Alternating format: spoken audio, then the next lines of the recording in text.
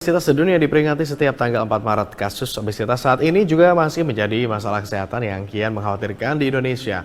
Dokter spesialis gizi klinik dari Universitas Padjadjaran Gagak Irawan Nugraha mengatakan 1 dari 5 orang di Indonesia terkena obesitas. Dan kemudian untuk membahasnya sudah ada narasumber Direktur Pencegahan dan Pengendalian Penyakit Tidak Menular Kementerian Kesehatan, Bu Eva Susanti. Selamat siang Bu Eva.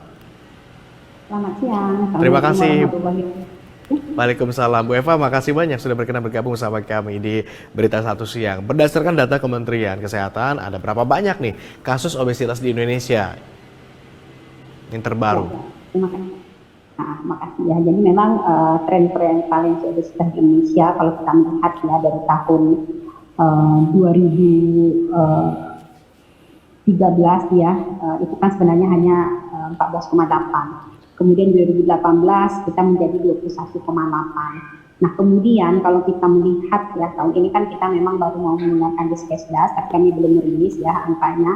Tetapi kami sudah melakukan namanya deteksi dini faktor risiko penyakit tidak menular, di mana pada tahun 2023 yang lalu kita punya target masyarakat Indonesia sebanyak 70% usia 15 tahun ke atas itu harus dilakukan screening obesitas ya, tinggi badan, berat badan, kemudian tingkat perut. Nah sebenarnya yang paling penting melihat apakah seseorang itu mengalami obesitas, bahwa perempuan itu kalau lebih dari 80 cm itu berarti obesitas ya, termasuk obesitas sentral. Kemudian laki-laki lebih dari 90 cm itu juga tidak termasuk obesitas sentral. Jadi itu untuk memantaunya. Kemudian kriteria tinggi badan, indikator berat badan lebih dewasa itu apabila indeks massa tubuhnya lebih dari 27,0.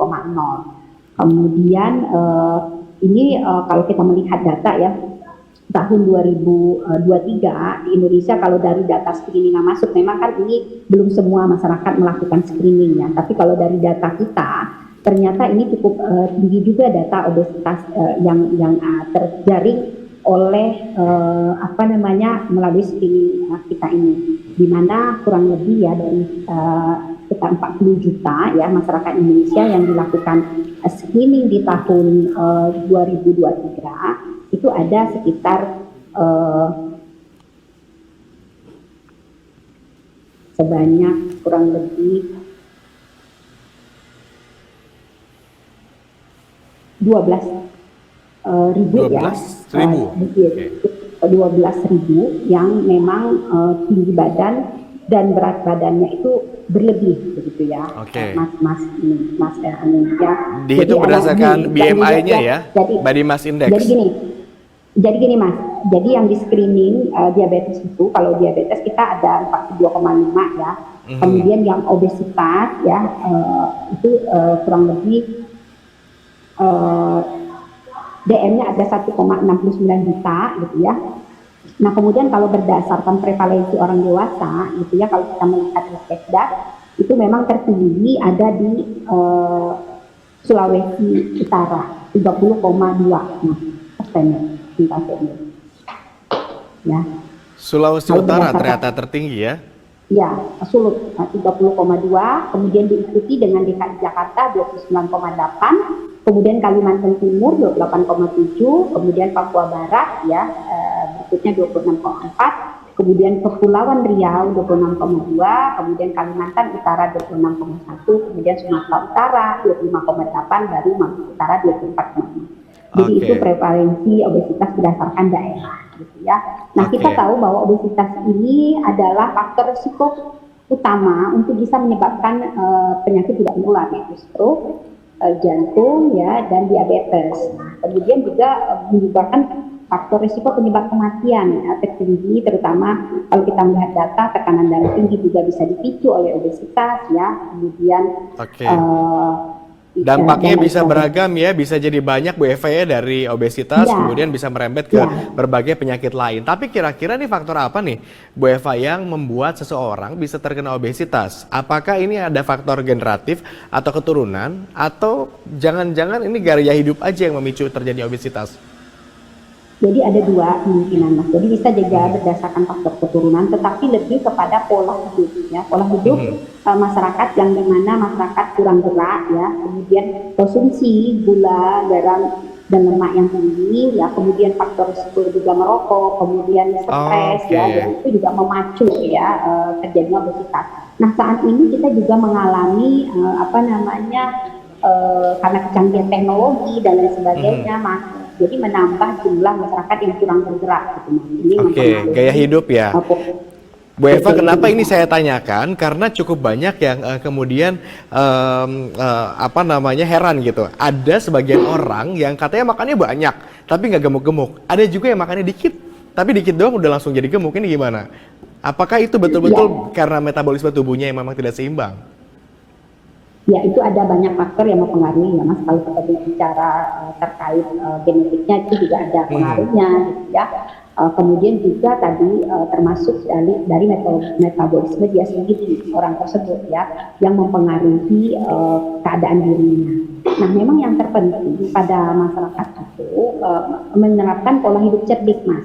Jadi Ah, kita cerdik. memiliki cerdik itu cek kesehatan secara teratur minimal 1 tahun sekali, kemudian istirahat yang cukup, ya, enyahkan asap rokok, rajin olahraga, diet yang seimbang, kemudian kelola stres dengan baik, gitu ya. Jadi Oke. cek kesehatan teratur, enyahkan asap rokok, rajin olahraga, diet yang Oh, seimbang, istirahat yang cukup, dan kelola stres dengan baik, supaya baik. meningkatkan ya kesehatannya dan mencegah dari berbagai macam penyakit. Bu Eva, Dan tapi ya, kalau ternyata ada orang nih sudah terlanjur mengalami obesitas, apa saja langkah pengobatannya? ya, dia harus melakukan ya kalau dia sudah kan obesitas ini terpancing penyakit ya Mas, harus diupayakan dia berobat ke dokter ya, melihat kondisinya, jadi obesitasnya karena apa, itu supaya lebih diketahui. Dan yang terpenting kita harus bagi masyarakat yang sehat harus bisa menakar kebutuhan kalori yang dia konsumsi gitu ya, agar bisa memenuhi dan tidak berlebih ya. Jadi dia memenuhi kebutuhan gizinya seimbang, tetapi dia tidak berlebih. Jadi ingat kalau misalnya punya piring gitu ya Mas, piring itu dibagi ya kalau mau makan dibagi ke dalam 4 bagian. Jadi seperempatnya itu adalah buah dan setengahnya buah dan sayur ya, seperempatnya adalah eh, Protein, nasi. protein, seperempatnya baru nasi. Jadi seperti itu. Oke. Cara Terakhir, Bu mengantisipasi. Eva, kalau begitu upaya apa yang dilakukan pemerintah untuk mengendalikan angka obesitas yang masih cukup tinggi di tanah air? Ya, kita mengupayakan bahwa kita memperkuat kesadaran masyarakat untuk bisa mencegah perilaku resiko terkait dengan obesitas. Kemudian membuat kebijakan-kebijakan, terutama memperkuat peran Pemda dan lain sebagainya ya untuk bisa membuat sarana prasarana olahraga masyarakat ya yang bisa diakses oleh masyarakat untuk mereka mau melakukan olahraga. Kemudian juga kita melakukan deteksi ya, kemudian melakukan upaya tata laksana bagi yang sudah terdeteksi obesitas, mengatur pola dietnya, kemudian mengatur aktivitasnya dan melakukan pengobatan. Kemudian juga mengurangi lingkungan obesogenik ya. Saat ini Kementerian Kesehatan sedang mengupayakan regulasi sesuai dengan PP ya yang sedang kita susun turunan dari Undang-Undang Kesehatan, bahwa kita melakukan upaya-upaya baik secara upaya fiskal maupun non fiskal untuk bisa mengurangi permasalahan faktor risiko penyakit tidak menular ini. Kemudian juga melakukan upaya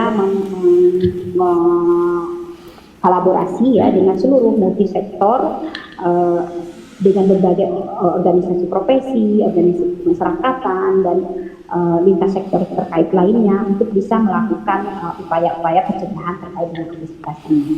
Terima kasih. Baik, terima kasih Bu Eva sudah memberikan insight-nya pada siang hari ini di Berita Satu Siang. Nanti kita